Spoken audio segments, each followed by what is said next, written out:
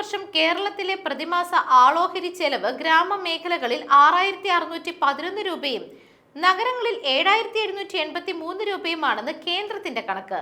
2022-2023 ഇത് യഥാക്രമം 5924 രൂപയും 7655 രൂപയുമായിരുന്നു. ഒരു വർഷത്തിനിടെ ഗ്രാമമേഖലയിൽ 687 രൂപയും നഗരമേഖലകളിൽ 128 രൂപയും വർദ്ധിച്ചതായിട്ടും കണക്കുകൾ പറയുന്നു.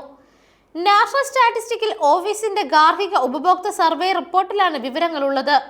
ഒരു വ്യക്തി പ്രതിമാസം തന്റെ അടിസ്ഥാന ചിലവുകൾ, അതായത് ഭക്ഷണം, ആരോഗ്യം, വൈദ്യുതി, ഗതാഗതം, വിദ്യാഭ്യാസം തുടങ്ങിയ കാര്യങ്ങൾക്കായി ചിലവഴിക്കുന്ന തുകയാണ് പ്രതിമാസ ആളോഹരി ചിലവായി പറയുന്നത്.